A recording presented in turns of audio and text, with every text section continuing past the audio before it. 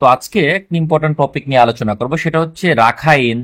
এই Rakhine state এবং বাংলাদেশ নিয়ে, এবং রাখাইন স্টেটের উপরে যে একটা নিয়ন্ত্রণ, সেটা যে বাংলাদেশের কাছেই থাকতে পারে, সেটা নিয়ে আমরা আলোচনা করব। কিভাবে দেখেন, রাখাইন স্টেটের আপনার টোটাল জনসংখ্যা যদি আপনি ধরেন, বর্তমানে যারা আছে এখানে, এটা 36 লাখের মতো।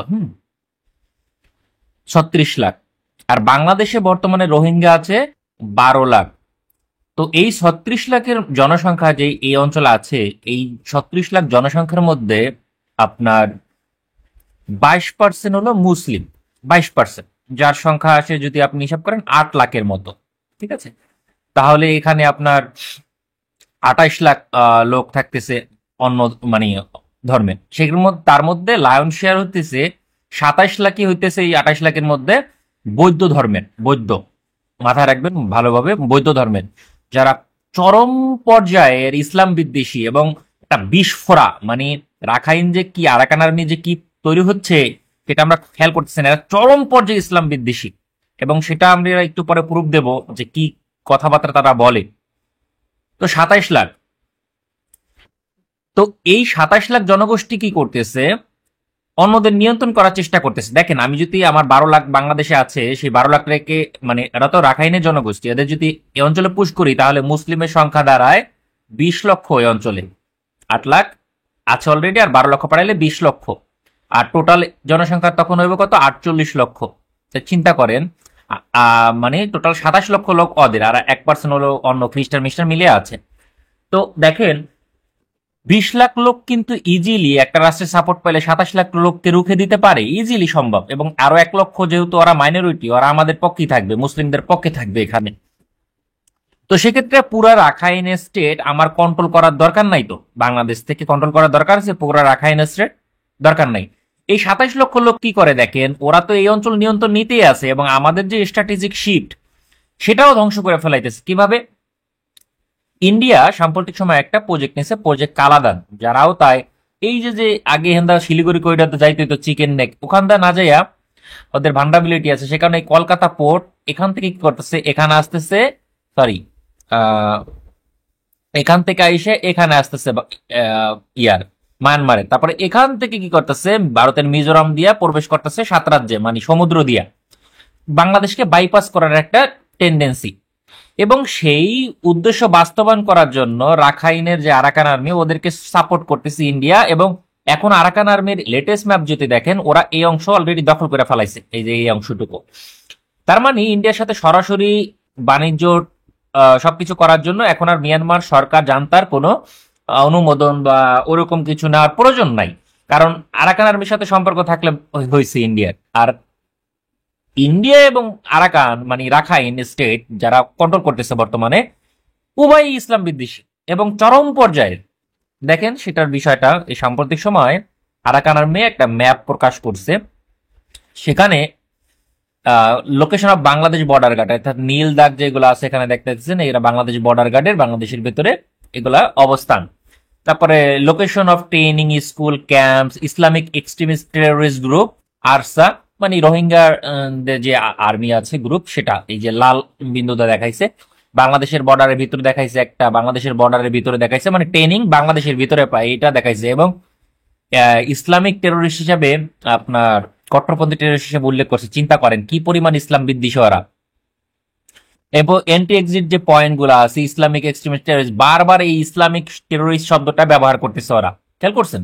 অর্থাৎ এই অঞ্চলটা প্রবেশ করে সেই বিষয়গুলা ওরা জানানোর চেষ্টা করছে। ঠিক আছে,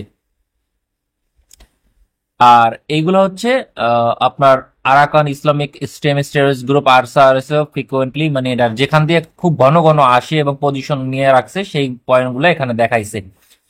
তো দেখেন, আমাদের যে বিস্ফোরা এই আমাদের সীমান্তে তৈরি হইতেছে, সেই তৈরি হওয়ার অবস্থা থেকে আমাদের বাঁচতে হবে।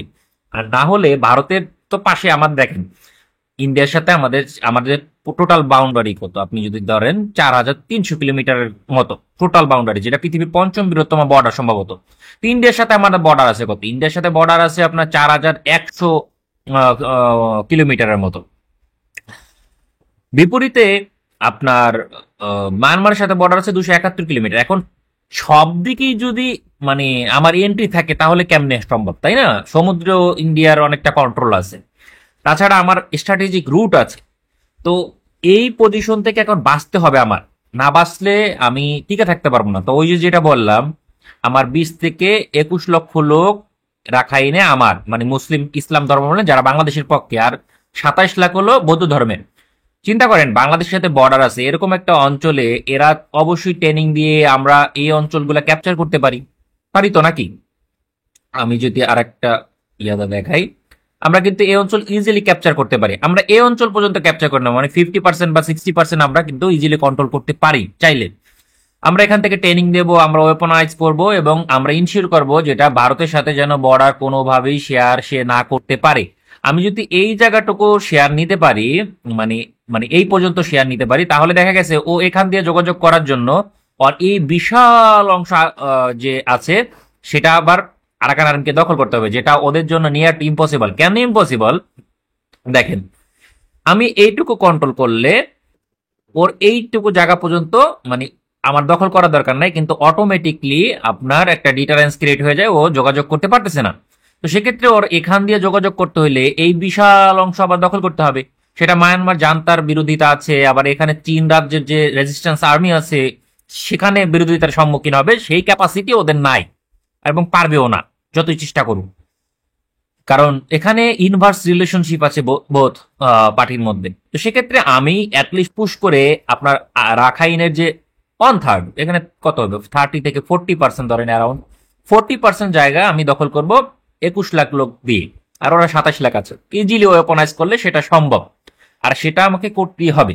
আর করলে আমার কিন্তু বেনিফিট আছে, লস নাই। কি লাভ আছে দেখেন, এক তো বললাম যেটা হইতেছে ইনশিওর করতেছে ইন্ডিয়ার ডিটারেন্স পাইতেছে না, দ্বিতীয়ত আমার মিয়ানমারের সাথেও কিন্তু আমার বর্ডার দরকার ফিউচারে। স্বাধীন হলে বাবা তুই এখান দাও, আমার কোনো আপত্তি নেই, কিন্তু এখানটা যদি বর্ডার থাকে চীনের সাথে সরাসরি আমি একটা রুট পাইতেছি ভবিষ্যতে। হ্যাঁ, তারপরে যুদ্ধকালীন সময় একটা রুটের দরকার হয়, অনেক সময় এয়ারফোর্স এর মাধ্যমে সাপ্লাই চেইনের যে বিষয়গুলা সেটাও ইনশিওর করতে পারবো। সো আমি এদেরকে ওয়েপনাইজ করব সীমান্ত দিয়ে এবং এখান থেকে নিয়ন্ত্রণ করার প্রয়োজন হইলে আমি আমার যে ড্রোন আছে ড্রোন দিয়ে স্ট্রাইক করব। কারণ ওদের রাখাইনের আরাকান আর্মির বিরুদ্ধে যদি স্ট্রাইক করি, মায়ানমার জানতা আমার পক্ষে থাকবে, জানতা কোনো ঝামেলা করবে না।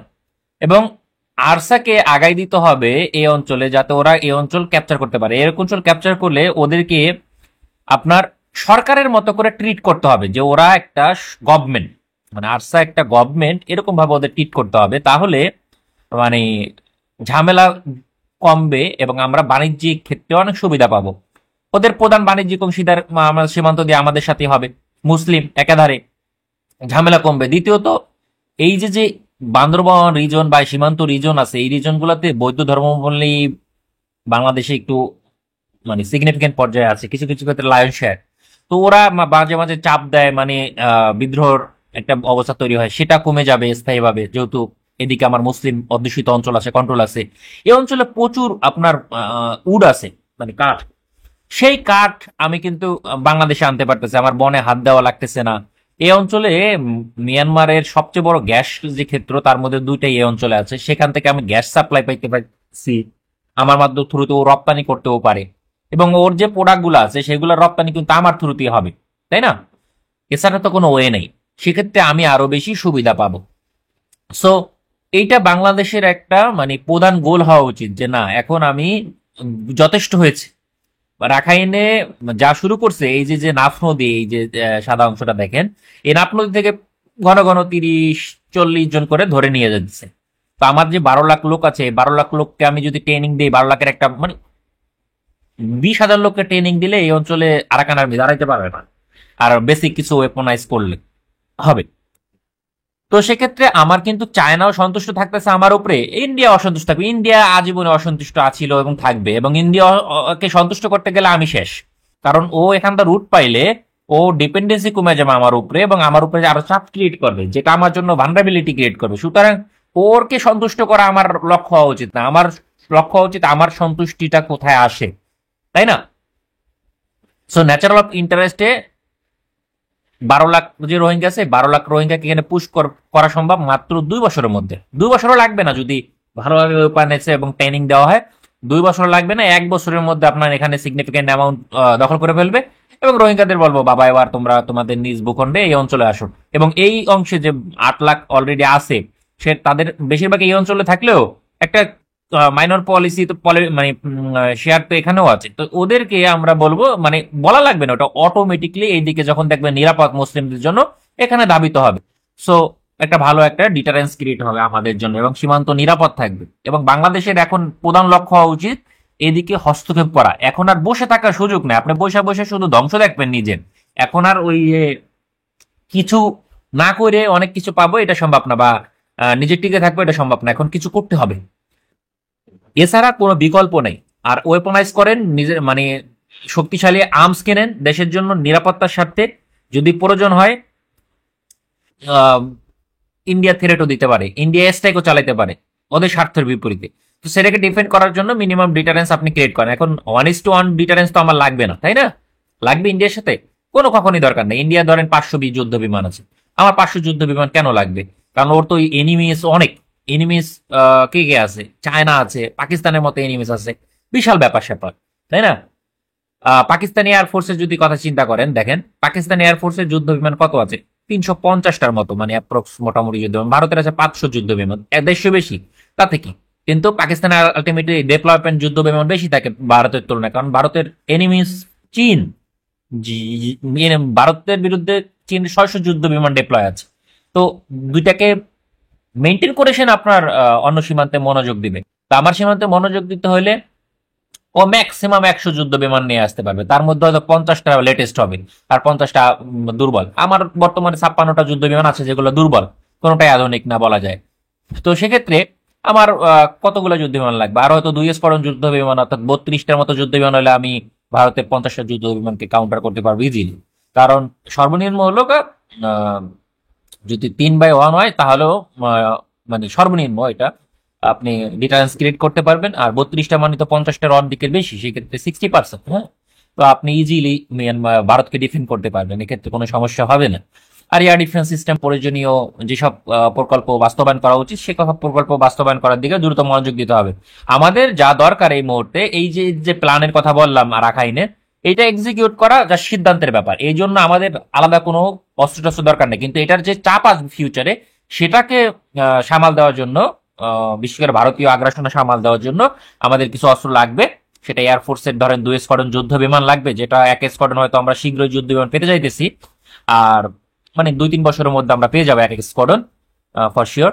আর এয়ার ডিফেন্স সিস্টেম লাগবে আপনার মোটামুটি 3 regiment at least, medium range air defence system ক্যাটাগরিতে বা মিডিয়াম টু লং রেঞ্জ ক্যাটাগরিতে, যেটা ঢাকা চট্টগ্রাম সহ কিছু গুরুত্বপূর্ণ অঞ্চলের নিরাপত্তা আমাদের দরকার। মিডিয়াম টু লং রেঞ্জ বা medium range air defence system. এছাড়া লাগবে সবচেয়ে ইম্পর্টেন্ট হচ্ছে আপনার সাবমেরিন। সাবমেরিন লাগবে, মাস্ট হ্যাভ, মানে ভালো পরিমাণে সাবমেরিন লাগবে এবং স্ট্রং সাবমেরিন লাগবে। এছাড়া পসিবল না টিকে থাকা আসলে। আর একটা বিষয় মাথায় রাখতে হবে, আমাদের এয়ারফোর্স সম্ভবত অ্যাটাক হেলিকপ্টারও পাইতে যাইতেছে, মানে 2-3 বছরের মধ্যে।